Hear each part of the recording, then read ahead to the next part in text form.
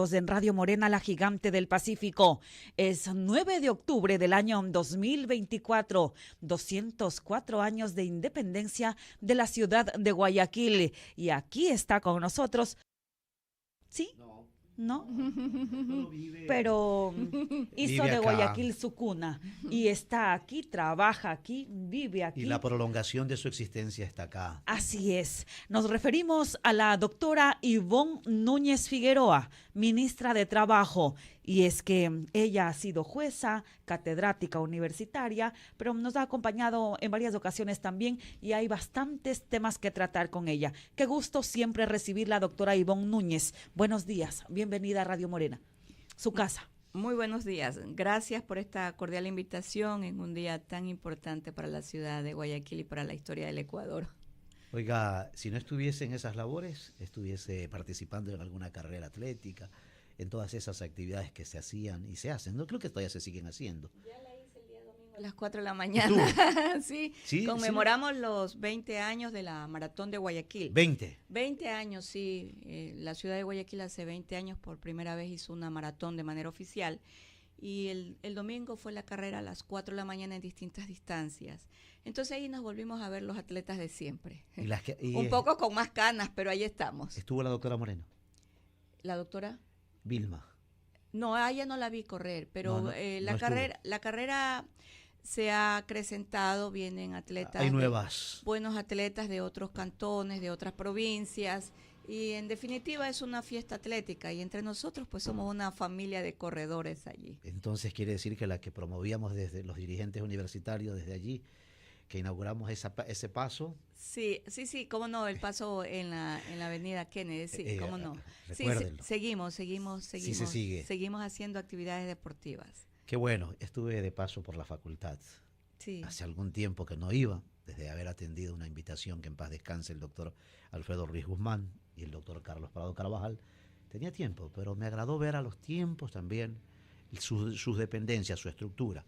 Aunque hay algo allí en la entrada que hace falta, porque es la facultad, salvo que la denominación cambió. Claro, para mí ir a la Facultad de Jurisprudencia, yo siempre digo, este es mi segundo hogar, porque pasé muchos años allí, la Facultad de Jurisprudencia me formó, pero también haber vivido casos políticos, casos legales, me permitió tener una visión muy amplia de la vida y conocer que desde la academia incluso se puede ser solidario en muchísimos casos legales que en esa época, por lo menos por allá en los años 90, nosotros como estudiantes, como dirigentes estudiantiles bajo la guía del decano de esa época, el doctor Claudio Muecay Arcos, y grandes juristas que teníamos como profesores, como por ejemplo el doctor Edmundo Durán Díaz, se patrocinaban casos judiciales y nosotros como estudiantes acudíamos junto con el decano y los profesionales que en ese momento pues patrocinaban, siendo profesores eran patrocinadores legales y estábamos en los casos. Miren, le voy a contar un caso que lo vivimos muy de cerca, que fue el caso de los comandos de Taura. Recuerdo que sí, exactamente. Y nosotros hacíamos la campaña a nivel nacional e internacional de lo que había sucedido ya desde el punto de vista político, porque fue una traición a la palabra. Y el doctor Edmundo Durán Díaz patrocinaba el caso, al igual que el famoso caso de los 11 del Putumayo. Y el doctor Edmundo Durán Díaz, ex fiscal general del Estado, profesor de la Facultad de Jurisprudencia en la Cátedra de Derecho Penal. Así que nosotros acudíamos junto con el doctor Edmundo Durán y con el decano, el doctor Claudio Muecay Arcos, los dos ya fallecidos, pero sus lecciones y todas estas historias de vida y de patrocinio legal pues siempre van a quedar, por lo menos en mi memoria. Doctora, listos y prestos con todo ese recorderis, porque hay temas puntuales. Esta situación de hoy, en la coyuntura política, nos apura un proceso electoral, pero no podemos dejar de mirar, conforme usted hace alusión, nos indicaron nuestros maestros, en sujeción a las normas y los principios elementales de una constitución y la ley. ¿Qué está pasando con los contratos colectivos? ¿Qué está sucediendo con estos exámenes? ¿El por qué y para qué? Estaba mirando el segundo en particular. Veo ahí una ayuda a memoria. El segundo contrato colectivo de trabajo suscrito el 10 de enero del 2018 entre la empresa pública estratégica Corporación Eléctrica de Ecuador, CELEG, EP, y el Comité de Empresas de los Trabajadores de CETRALEG. Y habrá otras preguntas, no podemos dejar de preguntarle el tema, esta pugna presidente, vicepresidenta, y donde también está allí el Ministerio de Trabajo con este sumario administrativo y todo lo que devenga. Mire, yo digo algo. Cuando hablo del Ministerio de Trabajo, el Ministerio del Trabajo es un ministerio trabajoso, no trabajoso por las dificultades que presenta, trabajoso porque nosotros tenemos que dar respuesta a las competencias que han sido asignadas de acuerdo al Estatuto Orgánico del Ministerio de Trabajo y también a la ley. Y en ese sentido, en efecto, nos ha tocado y seguimos al frente de varios temas que son de mucha relevancia. Coincidencialmente son de relevancia, no porque la ministra los ha buscado. Vamos con el primer caso. En el tema de los 4 contratos colectivos que el Ministerio de Trabajo, bajo mi dirección, el 1 de julio pidió los exámenes especiales a la Contraloría General del Estado, pues le debo decir que los exámenes especiales están en camino. El día de ayer fuimos notificados ya en el caso que usted acaba de mencionar y hoy día tienen que acudir varias autoridades del Ministerio del Trabajo ante la Contraloría General para comparecer y señalar algunos hechos que indudablemente nosotros somos interrogados en este proceso. En los otros 3 contratos colectivos, ya la Contraloría hace más de 2 meses nos solicitó la documentación de verificación probatoria.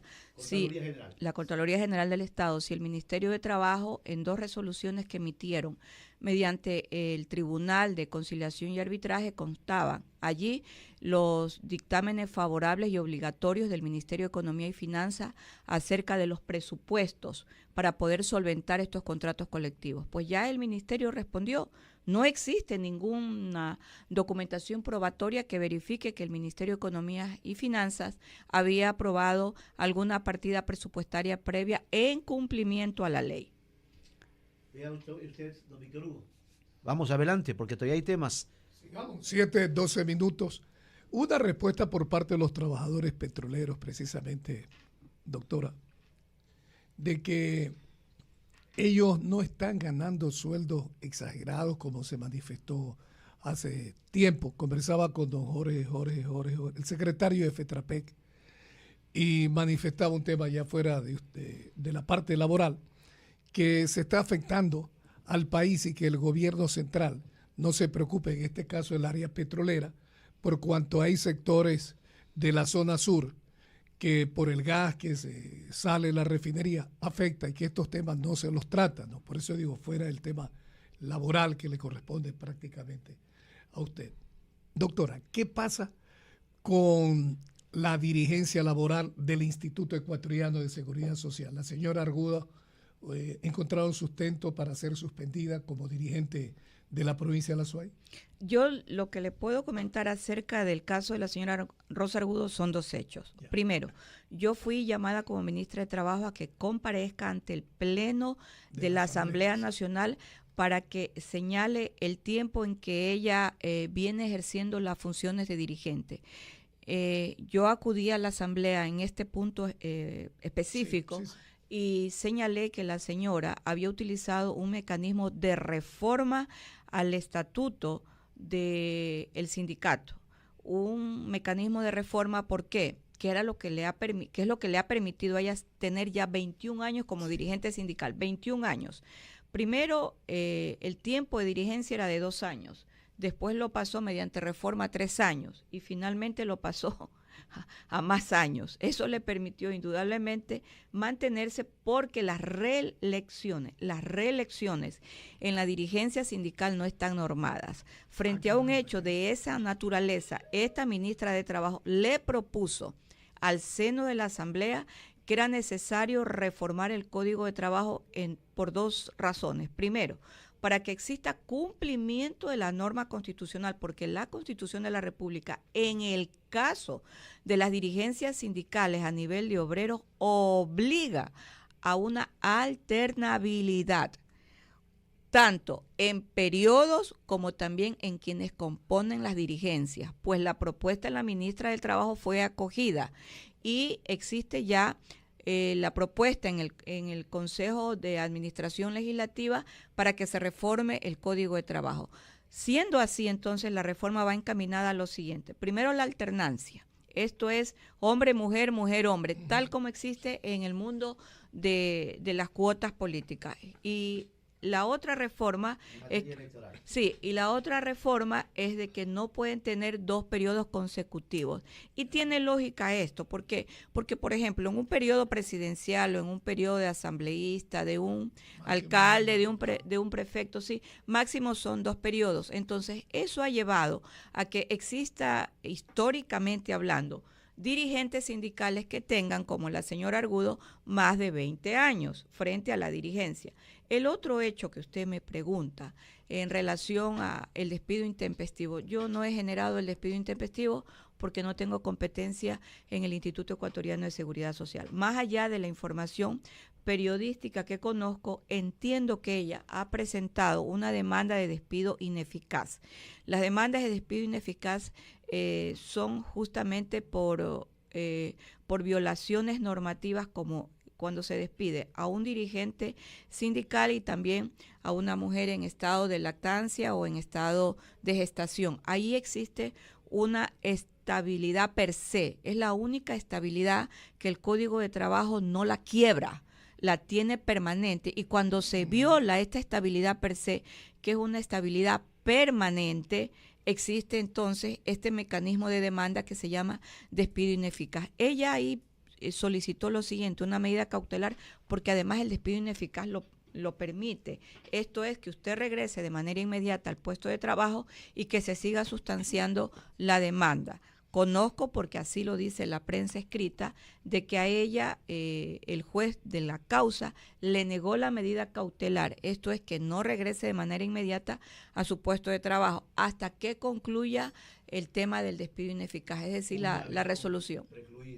Una vez concluido, si le es favorable, ella regresará. Si no le es favorable, ella dejará su puesto de trabajo. Usted señalaba hace un rato, doctora Ivonne Núñez, que está aquí en el estudio, la ministra, están escuchando a la ministra de Relaciones Laborales, ministra del Trabajo. Ahí vuelvo al contexto, ¿no? La Constitución de la República es clarísima, 425, el orden de aplicación de normas, ¿verdad? Aplicación de normas. ¿Por qué el pedido y el objetivo de los exámenes especiales? ¿Transparencia? No, porque se dio lo siguiente. Nosotros comparecimos a una acción de protección en apelación en el caso de SELEC, donde la pretensión básica era el traslado de trabajadores amparados en la LOCEP al Código del Trabajo y también que los amparara, según la demanda, el contrato colectivo con el pago retroactivo. Esa pretensión, según estaba planteado en la demanda, y así está en la historia de este proceso constitucional, era un desembolso de $200 millones. Cuando yo asumí la dirección o conducción del Ministerio de Trabajo, estuve convocada a esta audiencia y un poco conociendo cómo es el manejo del traslado de trabajadores de los CEP al Código de Trabajo y conociendo también las sentencias de la Corte Constitucional, nuestro argumento es que aquello no era posible a través de una acción de protección. Presentamos todos los argumentos jurídicos y también los sustentos de sentencias de la Corte Constitucional y el juez nos dio la razón. De tal manera que no se logró hacer ese traslado en el caso de SELEC ni tampoco el desembolso de los $200 millones que era la pretensión.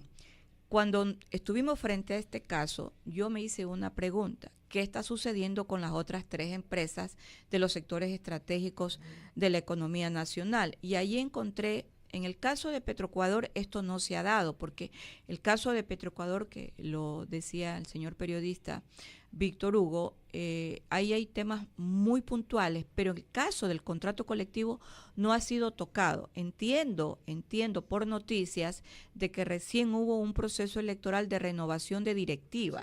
Sí. Y si no ha habido contrato colectivo, sería el caso, se podría dar allí que ellos presenten el nuevo proyecto de contrato colectivo, porque no ha habido negociación. La última negociación fue, me parece, en el año 2018. Entonces, allí no había absolutamente nada que hacer. Pero me encontré en el caso específico de CNT que también habían utilizado la acción de protección para traslado en el cantón Rocafuerte, en la provincia de Manabí. En Manabí. Y por envío de la sentencia, de la decisión del juez que se fue a control concentrado de la Corte Constitucional, la Corte escogió el caso y decidió que había una posible desnaturalización porque ese traslado no es posible mediante una acción constitucional. El caso está ya en manos de la Corte Constitucional. De hecho, a mí me ha tocado comparecer allí porque cuando hay los traslados, el Ministerio de Trabajo los tiene que formalizar y nosotros nunca fuimos convocados a este tipo de audiencia. Lo mismo sucedió en el caso de CENEL. Hicieron traslados a través de acciones constitucionales en la provincia de Los Ríos, en el cantón Pueblo Viejo. Ambos casos están en la Corte Constitucional. Es allí cuando yo además detecto, a más del traslado, detecto que no tenían el dictamen obligatorio del Ministerio de Economía y Finanzas. Y aquí hay que decir algo. Mire, la Corte Constitucional dice, en una senda sentencia, donde deja sin efecto una resolución del Tribunal de Conciliación y Arbitraje del Ministerio de Trabajo, que también excluyó el dictamen del Ministerio de Economía y Finanzas. Este es el caso del Consejo Provincial de El Oro. La Corte Constitucional dice, a ver, señores ministerios del Trabajo, ustedes no podían hacer eso. Esta resolución queda sin efecto.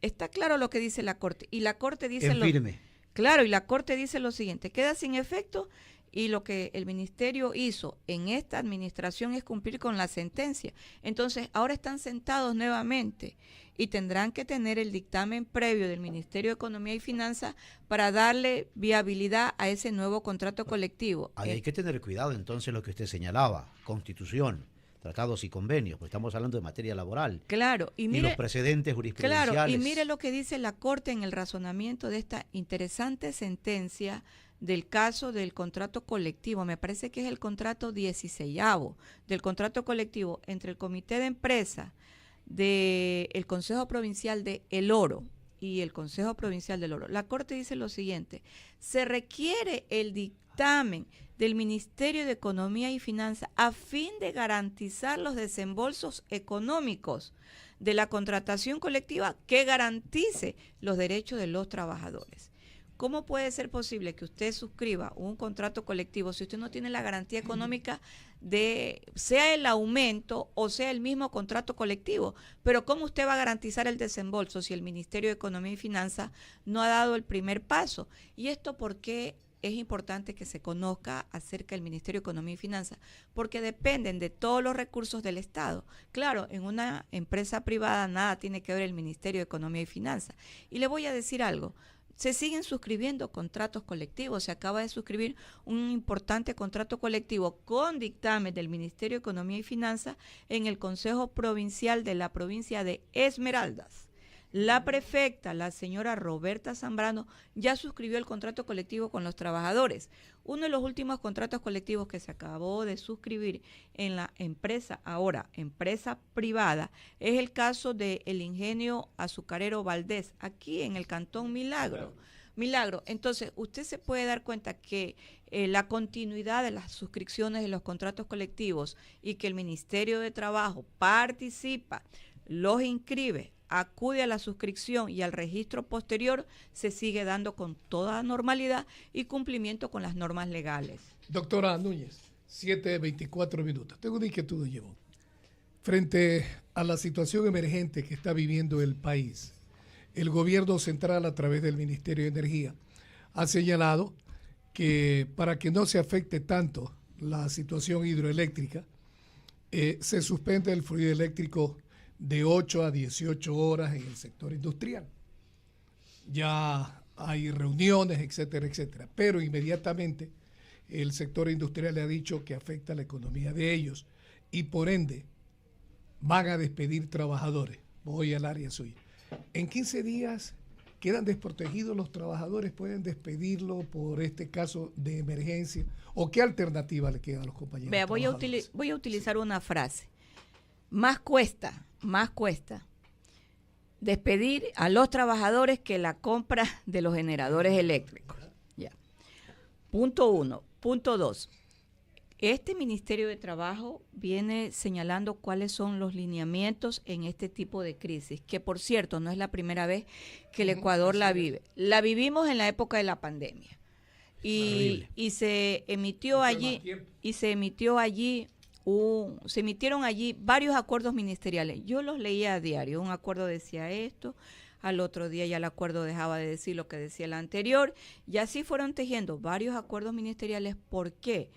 Porque a veces se actúa de manera rápida, pero sin fundamentos. Entonces, cuando eso sucedió en la época del COVID, llevaron allí a la Asamblea una ley que se denominó la Ley de Apoyo Humanitario.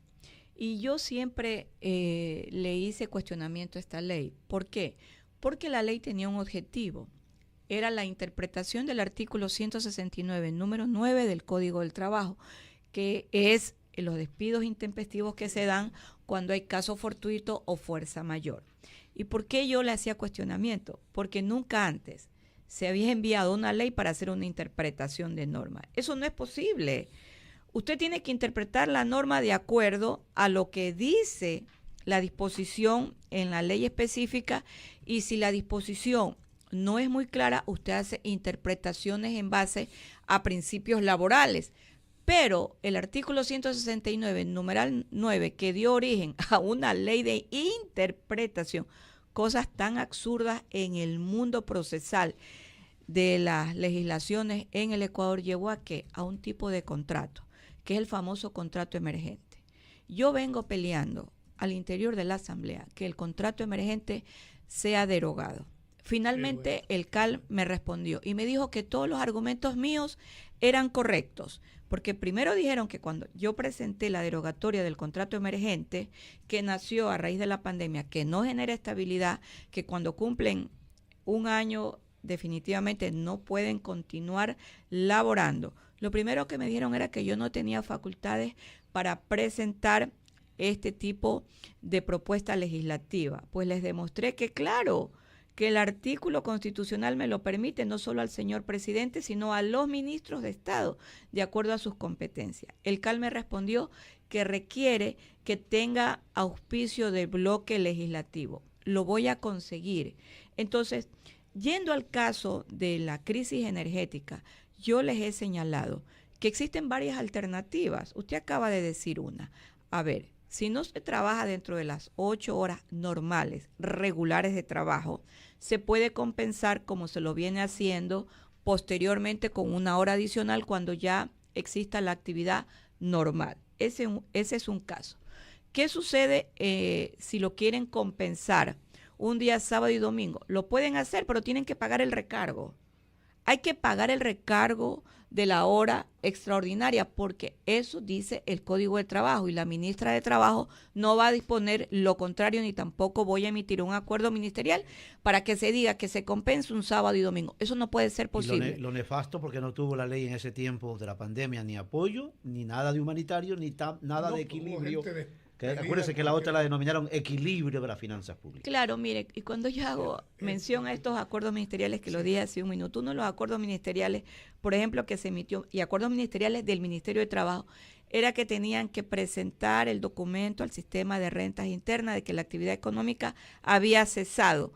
Pero esta iniciativa que nació del Ministerio de Trabajo fue producto después de varios acuerdos ministeriales. Yo he manifestado, y el día de ayer se hizo público el criterio del Ministerio de Trabajo. Pueden pactar entre las partes incluso con cargo a vacaciones. Ya, pero son 15 días.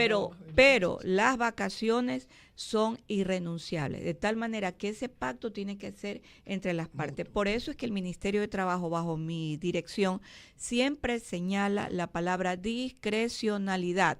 Dejamos a discrecionalidad en el sector privado. El sector público eminentemente depende de nosotros. Un decreto del señor presidente de la República puede establecer las condiciones laborales que en ese momento se puedan dar, pero va a depender del señor presidente, y como el presidente lo viene haciendo, el presidente Daniel Noboa, siempre en apego a las normas constitucionales. El trabajador privado está desprotegido entonces, porque ya anuncian los industriales, ¿sabe qué? No nos queda más que despedir, y le damos trabajo casi al 70 o 80% de colaboradores? Mire, yo recorro el país y yo le puedo decir lo siguiente. Las grandes empresas, las grandes industrias, las grandes empresas de exportadoras tienen grandes generadores eléctricos. Le voy a nombrar una empresa de la sierra, Provefruit. Es la más grande empresa exportadora de brócoli. Ellos ahí llegan incluso los contenedores. Y yo visito toda la empresa. Visité en el caso de Provefruit, vi el proceso de exportación, cómo se tiene congelado a 0 grados este tipo de productos. Ellos trabajan, como uno dice ahora comúnmente en el Ecuador, 24/7. Tienen las grandes empresas, ellos no pueden paralizar porque exportan a Japón, exportan a Estados Unidos y exportan a Europa. Ellos ya tienen sus procesos de contingencia. Visité otra empresa, que es una empresa que exporta camisetas de algodón, Otavalo. Esta empresa tiene más de 40 años en la actividad profesional. Lo que más me llamó la atención ahí es que ellos ya utilizan los paneles solares. Sí, esta empresa se llama Indutexma. Y otra empresa que visité, estoy hablando de las grandes empresas, industrias que son exportadoras. Una gran empresa que es la primera empresa de exportación de atún en la ciudad de Jaramijó, Cantón Jaramijó, en la provincia de Manabí. Se llama Tecopesca. Ellos exportan a Europa, son los primeros exportadores del Ecuador. Trabajan 24/7, no pueden parar sus actividades. Ellos ya tienen planes de contingencia. Cuando a mí me dicen lo que acaba de expresar el periodista Víctor Hugo, que van a despedir a trabajadores. Si van a despedir a trabajadores, yo les voy a decir que el despido de trabajadores va a costar más que la compra de procesos de contingencia. Entonces, no es tan cierto, porque el mismo Ministerio de Trabajo ya ha dado las pautas. Ellos pueden poner con cargo a vacaciones, pueden recuperar con horas posteriormente, pero un despido intempestivo lo que suena es a no tener iniciativa. Usted tiene que buscar frente a un problema una iniciativa, una emergencia. Yo en el sector donde vivo, la luz se va de 6 de la mañana a 8 de la mañana. Para estar aquí con ustedes antes de las 7 de la mañana, yo me levanté a las 4:30 de la mañana. Me bañé, me cambié, me saqué la pijama, me puse mi ropa y como siempre dije, guapa, bella y hermosa. Y aquí estoy. Y aquí estoy. A las 6 de la mañana ya estaba totalmente arreglada. Estamos llegando a la parte final, pero antes no podemos dejar de preguntarle algo que ha sido bastante criticado, está en la palestra, para algunos está bien, para otros no, respecto del sumario administrativo que se sustancia en el Ministerio de Trabajo en contra de la vicepresidenta de la República, Verónica Abad. ¿Quién mejor para contarnos que usted? Mire, el tema de la señora Verónica Abad tiene un origen y lo voy a decir en pocos minutos. Cuando ella fue trasladada a Israel mediante decreto ejecutivo del señor presidente Daniel Noboa-Sin, ella habló con nosotros y me pidió como ministra de Trabajo que le elabore un acuerdo ministerial para garantizar el sustento económico y de estadía. Nosotros lo hicimos porque indudablemente esos desplazamientos no son comunes ni constantes, por lo menos en el caso particular de ella. Y me pidió algo también que era, como uno dice, de cajón, que a su personal de la vicepresidencia le dé las garantías laborales. Yo los fui a visitar a todos y después los conminé a que vengan al Ministerio del Trabajo. No se ha despedido absolutamente a nadie de la vicepresidencia de la República porque esa es la política del señor presidente Daniel Noboa-Sin. Lo que hicimos fue lo siguiente, como por ejemplo, 11 choferes. ¿Yo qué hacía con 11 choferes allí? Le dije, vea señora vicepresidenta, salvo cuando usted venga aquí al Ecuador, tendrá 2, 3 choferes, pero el resto de choferes los vamos a desplazar para que nos ayuden en otras dependencias del Estado. Yo como ministra de Trabajo pedí 4 para que ayuden con los vehículos en los procesos de inspección laboral en la provincia de Pichincha y también de Imbabura. Y ahí tengo 4 choferes de la vicepresidencia de la República en el Ministerio de Trabajo. Es decir, garantizamos y seguimos garantizando la estabilidad laboral y los derechos de los trabajadores de la vicepresidencia de la República. Ella solicita posteriormente, es ella que solicita posteriormente el traslado de Israel a otra sede diplomática. Se hacen las gestiones y se la traslada, se da la orden para que ella se traslade en el mes de agosto, escúchese bien, en el mes de agosto a Turquía, a la capital, Ankara. La señora canciller le da un plazo que hasta el 1 de septiembre se traslade, porque ella, la última quincena que debió haber cumplido en el mes de agosto, no se trasladó. ¿Qué le toca hacer a la ministra del Trabajo? A mí me toca cumplir con el artículo 22 de la LOCEP. Y aquí voy a hacer una definición. Como ministra de Trabajo, yo les he planteado, así como les dije a los señores asambleístas, que era necesaria la reforma laboral. Les he planteado derogar la LOCEP. ¿Por qué? Porque la LOCEP tiene criterios cerrados. Y aquí está uno de los criterios, que es materia, por lo menos es materia de dicho. Se dijo esto, se dijo lo de acá, porque en las redes sociales ya a ella la han destituido, ya la ministra de Trabajo ni que se diga. Ya la han enjuiciado, la han destituido y también me han mandado al más allá. Pero ella dice que no ha solicitado el cambio de sede diplomática. Voy a decirle lo siguiente. Ella es una servidora pública porque es el primer problema jurídico a resolver. Es una servidora pública porque así lo establece el artículo 83, literal C de la LOCEP. Solo hace una diferencia, que los de elección popular son servidores públicos de periodo fijo y los que son servidores públicos de carrera también son servidores públicos. Hace una diferencia, pero a todos los pones como servidores públicos. Y la Constitución también establece de manera genérica que aquellas personas que dan servicio público son servidores públicos. Eso está en el artículo 229. Y a mí el artículo 22 me dispone el cumplimiento de una apertura de sumario administrativo. En el caso de ella no cumplió, según ella misma, el traslado hasta el 1 de septiembre. ¿Y por qué digo no cumplió de manera enfática? Y lo digo por ella misma. Porque ella subió un video en redes sociales cuando recién se estaba trasladando el 9 de septiembre a la ciudad de Ankara.